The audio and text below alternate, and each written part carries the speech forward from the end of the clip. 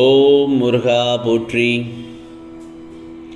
கந்தா போற்றி, கடம்பா போற்றி, கதிர்வேலா போற்றி.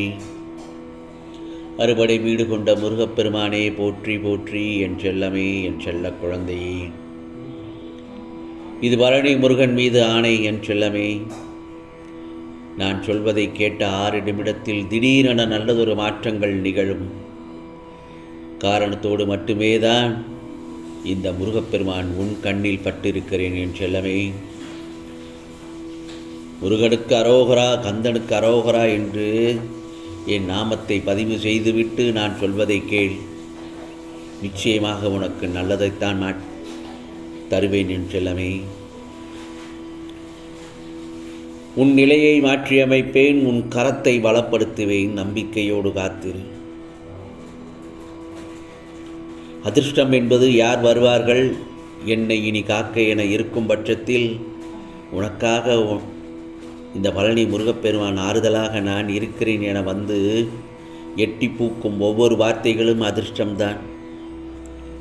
ஒருவரது வெற்றிக்கு பின்னால் இருக்கும் விடாமுயற்சி, திறமைகள், துன்பங்கள், அவமானங்கள் அனைத்துமே அதிர்ஷ்டம் என்ற ஒரு செயலால் மறைக்கப்பட்டு விடுகிறது. ஆனால் உண்மையான அன்பு அதிர்ஷ்டம் உள்ளவர்களுக்கு மட்டுமே கிடைக்கும்.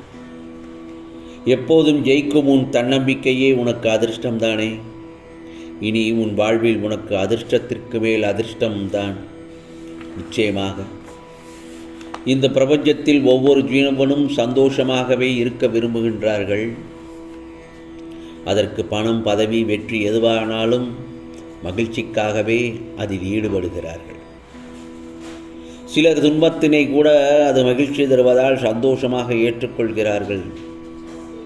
சந்தோஷமாக இருக்க நீ எதை தேடுகிறாயோ, ஆனால் அது கிடைத்த பிறகும் நீ சந்தோஷமாக இருப்பதில்லை.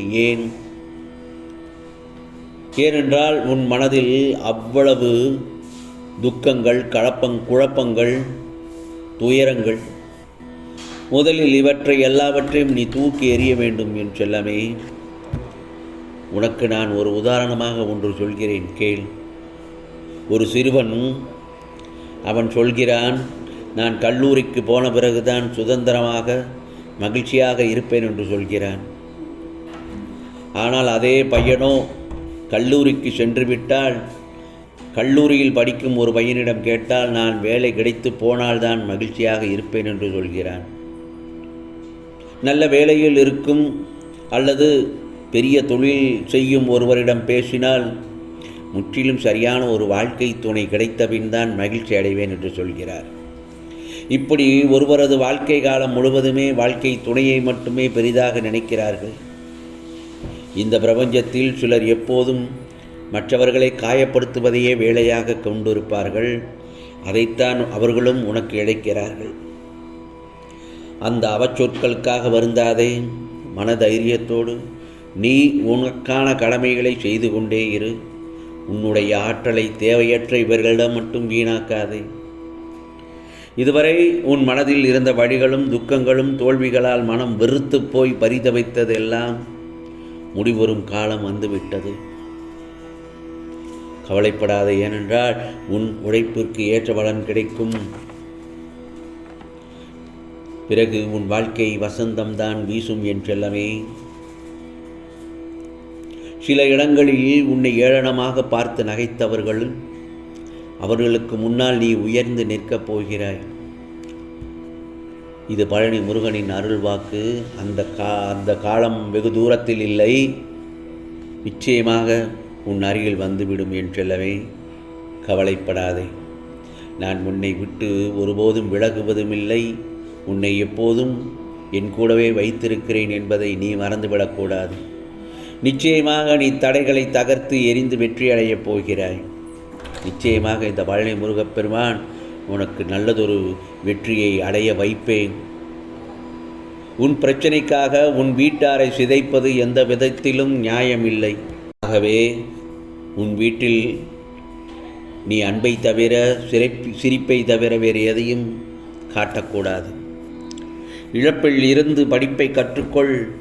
உன் அஜாக்கிரதை, வெகுளித்தனம் உன்னை பிறர் ஏமாற்ற வழிவகை செய்திருக்கிறது.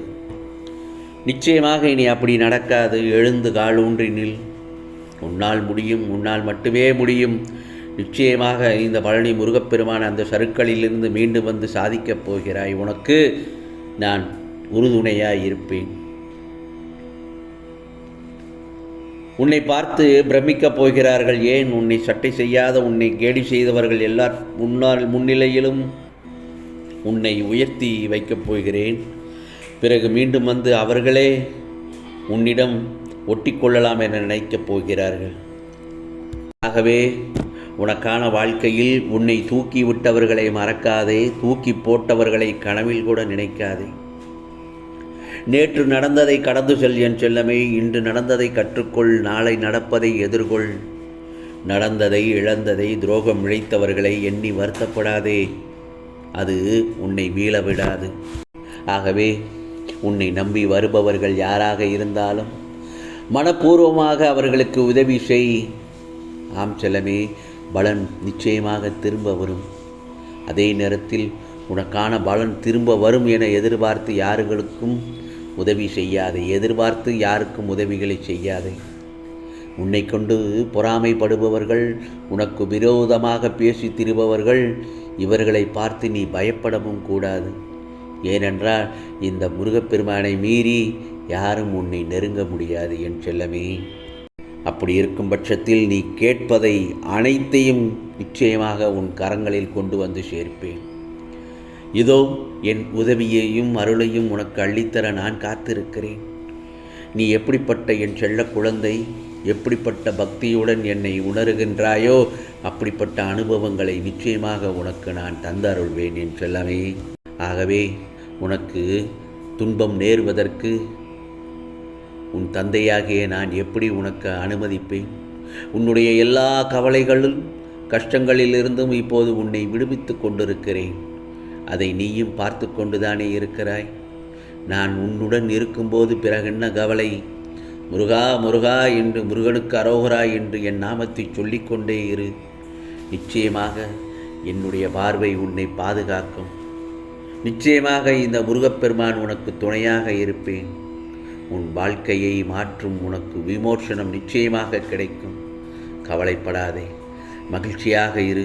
உன்னோடும் உன் குடும்பத்தோடும் என்றும் இந்த பழனி முருகப்பெருமான் பயணிக்கின்றேன் என் செல்லமே. கவலைப்படாதே.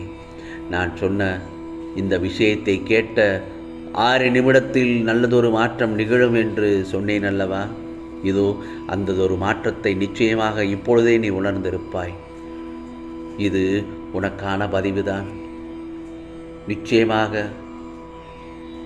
நல்லதெல்லாம் நடக்கட்டும், சீக்கிரமாகவே நடக்கட்டும்.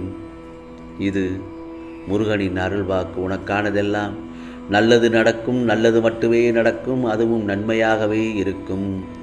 ஓம் முருகா சரணம், ஓம் முருகா சரணம், ஓம் முருகா சரணம்.